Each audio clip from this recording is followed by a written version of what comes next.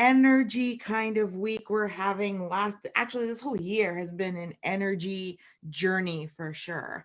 And It's time to take a step back, analyze and adjust. This is not a time to have reactive energy. It's not a time to even react to yourself and your own thoughts. What kind of thoughts are you having that are reacting? This is a time to observe, to analyze what you're feeling, how you're processing, how you're manifesting, and making those adjustments. So last week we talked more about that. We talked about, how obsession and energy feeling constricted can feel versus flow. This week we're going to talk more about how to dive into that flow so that we are constantly moving in the direction of what the universe has designed for you, which is to be successful. So I'm just waiting for a few more folks to join us. Oh, Chris, thank you for that. He said, this soul coaching makes me look forward to Mondays. It ignites me as well. And this really goes with the spiritual law of success, which is what I'm going to be talking about today. Okay, so let's dive into it, shall we? I want to make sure that we also have time for some card readings as well. All right, so let's talk about the spiritual law of success first. This week when I shared inside your soul coaching and your universal energy report, I talked about symbolism and I talked about 1111, which we're going to be seeing twice this week. And this is something that the universe offers through not just its dates, but its times, its numerology. And when we see it show up every year at this time, it is a time to kind of go back. I mean, the fall and this holiday season kind of does that for us naturally. It's no coincidence when these numbers show up at a time to kind of take a step back, to take a look at your life and know what needs to be adjusted so that you can continue your advancement and take that with you as you're going in to 2021. I think one of the saddest things I see as a coach is when I see people just sort of, either start the week counting down, like already miserable that it's Monday, and they're counting down the days till Friday till they can just disconnect from the world because they find it too hard to live in. Or when they take this November and they're already, counting down the days that, oh my gosh, Thanksgiving and Christmas, wherever you are, you're celebrating, and it's the time to, counting down the days for the new year, and you just want to wipe the slate clean. And that is just so not in line with the universal law of success. It's actually working against it. And you find yourself in a treadmill when you get into that kind of cycle. So the spiritual law of success, I want to dive into that first. And that's what I switched around this morning. Instead of talking so much about 1111, I wanted to talk more about the spiritual law of success with you today, because it really supplements what we're going to be seeing this week and in the next coming weeks.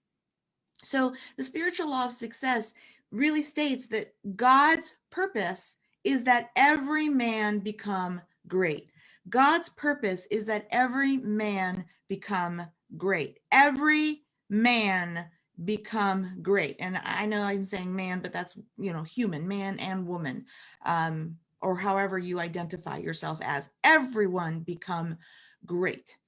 And when we recognize that the spiritual law of success is always in play, and the more you feel it, work with it, get inspired by it, and even if you don't know it exactly, you know it exists, and if you just know its basic principle that every man become great, then the more focused you are on demonizing and mocking any man, you are not in line with that energy that God has proposed for you, which is that every man become great.